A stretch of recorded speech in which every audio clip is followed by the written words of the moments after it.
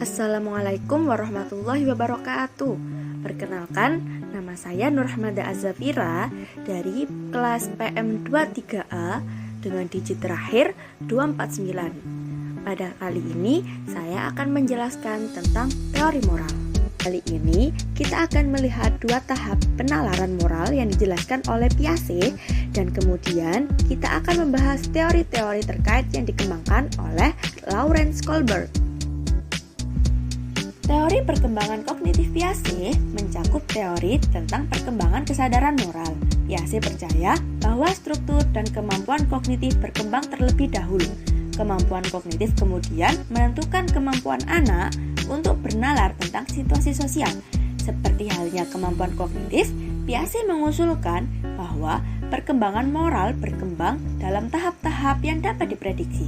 Dalam hal ini, dari jenis penalaran moral yang sangat egosentris ke penalaran moral yang mencerminkan sistem keadilan berdasarkan kerjasama dan timbal balik. Untuk mengeksplorasi perkembangan moral, Piaget mengajukan dua cerita kepada anak-anak yang lebih tua dan yang lebih muda. Pada cerita yang pertama, seorang anak laki-laki memecahkan 15 cangkir secara tidak sengaja. Dan dalam cerita yang kedua, seorang anak laki-laki memecahkan satu cangkir ketika dia mencoba mencuri kue. Piaget pun bertanya, "Anak-anak, siapa yang lebih nakal dan harus dihukum lebih banyak?" Anak yang lebih muda menjawab, "Mereka berdua jahat karena memecahkan gelas." Kemudian, anak yang lebih tua menjawab, "Anak yang pertama tidak melakukannya dengan sengaja." Piaget pun menyimpulkan bahwa anak-anak yang lebih muda berfokus pada hasil dari sebuah tindakan untuk membuat penilaian mereka. Terlepas dari niat masing-masing anak pertama lebih banyak memecahkan cangkir yang pecah, sehingga anak pertamalah lebih nakal. Jenis penalaran ini disebut moralitas heteronom.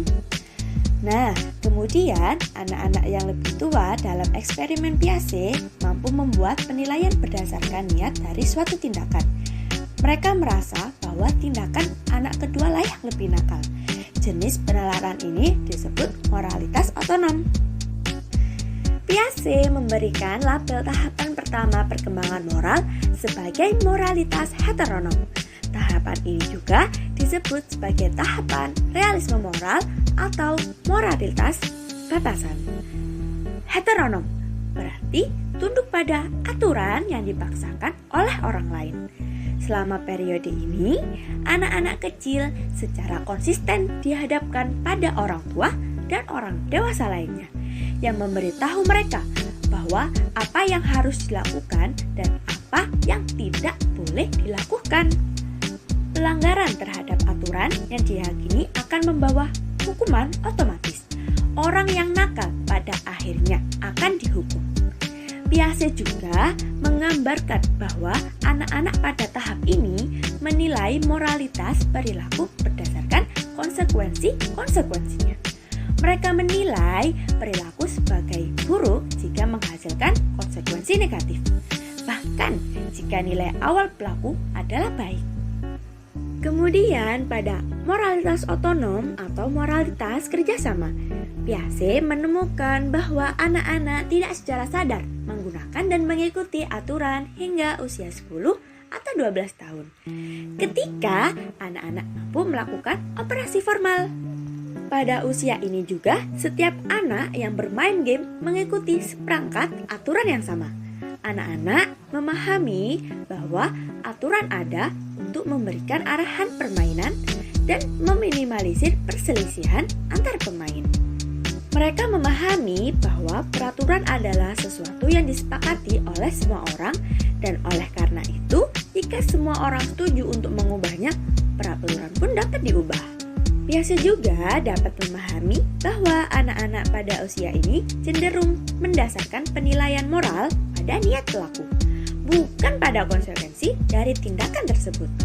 Anak-anak sering terlibat dalam diskusi tentang keadaan hipotesis yang dapat memengaruhi aturan.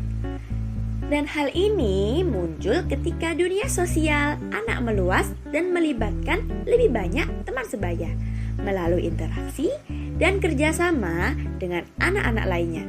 Gagasan anak-anak tentang aturan, dan oleh karena itu moralitas mulai berubah. Aturan sekarang adalah apa yang kita buat. Hukuman untuk pelanggaran tidak lagi otomatis, tetapi harus diberikan dengan mempertimbangkan niat pelanggar dan keadaan yang meringankan.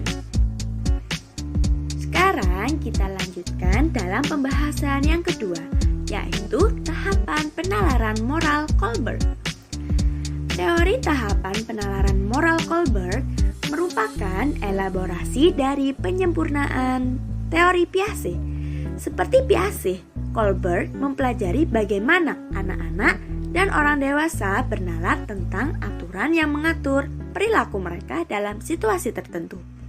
Pada tahap Kohlberg ini tidak mempelajari permainan anak-anak, melainkan menyelidiki respon mereka terhadap serangkaian situasi terstruktur atau yang dinamakan dengan dilema moral. Nah, sebagai contohnya, ayo simak cerita berikut ini. Di Eropa, ada seorang wanita yang hampir mati karena sakit kanker. Satu obat mungkin bisa menyelamatkannya. Sebuah bentuk radium yang baru-baru ini ditemukan oleh seorang ahli obat di kota yang sama. Ahli obat itu mengenakan biaya $2.000, 10 kali lipat dari biaya pembuatan obat tersebut. Suami wanita itu yang bernama Hans mendatangi semua orang yang ia kenal untuk meminjam uang agar dapat membeli obat tersebut. Tetapi ia hanya bisa mengumpulkan sekitar setengah dari biaya yang dibutuhkan. Setelahnya dia mendatangi para pembuat obat. Dia mengatakan kepada si pembuat obat bahwa istrinya sedang sekarat dan memintanya untuk menjualkan obat tersebut dengan harga yang lebih murah atau membiarkannya membayar belakangan. Namun si penjual obat tersebut berkata tidak. Sang suami menjadi putus asa dan membobol toko pria itu untuk mencuri obat untuk istrinya. Haruskah sang suami melakukan hal itu? Mengapa? Berdasarkan jawaban-jawaban yang diterimanya, Kohlberg mengusulkan agar orang melewati serangkaian 6 tahapan penilaian atau penilaian moral. Ia mengelompokkan ke-6 tahapan tersebut ke dalam 3 tingkatan. Tingkatan pertama dinamakan prakonvensional. Kemudian tingkatan kedua dinamakan konvensional. Dan tingkatan yang ketiga dinamakan pasca konvensional.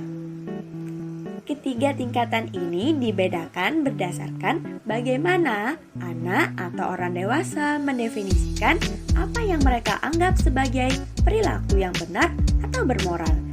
Seperti halnya teori taraf lainnya, setiap tahap lebih canggih dan kompleks daripada tahap sebelumnya, dan sebagian besar individu melaluinya.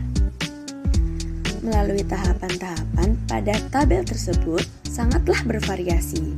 Bahkan, individu yang sama dapat berperilaku sesuai satu tahapan pada suatu waktu dan sesuai dengan tahapan lainnya pada waktu yang lain. Namun, sebagian besar anak berpindah dari tahap prakonvensional ke tahap konvensional pada usia 9 tahun. Pada tahap 1 yang berada pada tingkat moralitas prakonvensional sangat mirip dan berbentuk dan isinya dengan tahap moralitas heteronom Piaget. Anak-anak hanya mematuhi figur otoritas untuk menghindari hukuman. Pada tahap 2 juga, kebutuhan dan keinginan anak menjadi penting. Namun, mereka menyadari kepentingan orang lain. Secara konkret, mereka menimbang kepentingan semua pihak ketika membuat penilaian moral, tetapi mereka masih mencari yang nomor 1. Kemudian ada tingkat moralitas konvensional yang dimulai pada tahap 3. Di sini, moralitas didefinisikan dalam kerangka kerjasama dengan teman sebaya. Seperti halnya pada tahap moralitas otonom menurut Piaget. Ini adalah tahap di mana anak-anak memiliki keyakinan yang tidak perlu dipertanyakan lagi bahwa seseorang harus berbuat baik kepada orang lain seperti yang Anda ingin mereka lakukan kepada Anda. Karena berkurangnya egosentrisme yang menyertai operasi konkret, anak-anak secara kognitif mampu menempatkan diri mereka pada posisi orang lain. Mereka juga dapat mempertimbangkan perasaan orang lain ketika membuat keputusan moral. Mereka tidak lagi hanya melakukan apa yang tidak akan membuat mereka dihukum pada tahap 1 atau apa yang membuat mereka merasa baik yang terjadi pada tahap 2. Pada tahap 4, aturan dan hukum masyarakat menggantikan aturan dan hukum kelompok sebaya.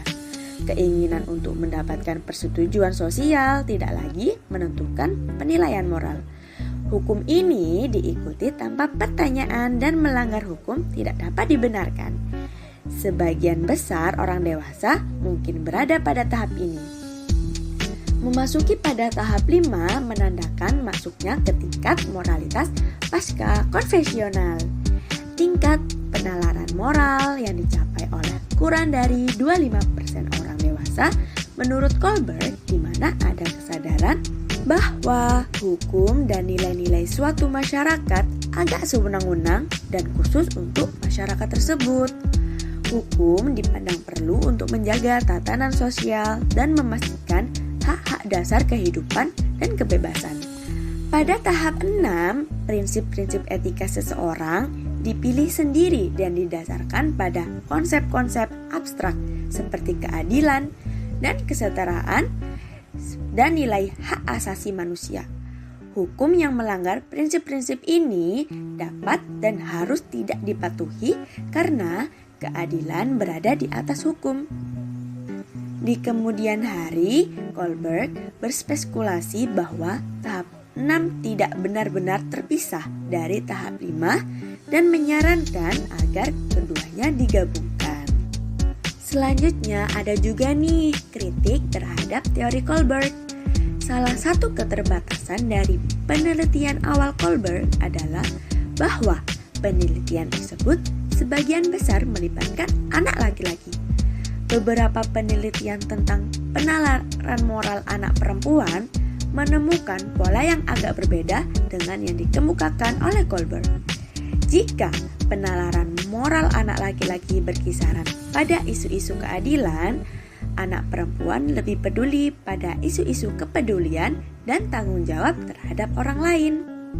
Nah, Carol Gilligan berpendapat bahwa laki-laki dan perempuan menggunakan kriteria moral yang berbeda, seperti penalaran moral laki-laki terfokus pada hak-hak individu seseorang, sedangkan penalaran moral perempuan lebih terfokus pada tanggung jawab individu terhadap orang lain. Inilah sebabnya perempuan cenderung menyarankan altruisme dan pengorbanan diri daripada hak dan aturan sebagai solusi untuk dilema moral. Kohlberg merevisi teorinya berdasarkan kritik ini. Namun, sebagian besar penelitian gagal menemukan perbedaan antara laki-laki dan perempuan. Dalam hal kematangan moral juga tidak ada bukti yang meyakinkan bahwa perempuan lebih peduli, kooperatif, atau suka menolong dibandingkan laki-laki.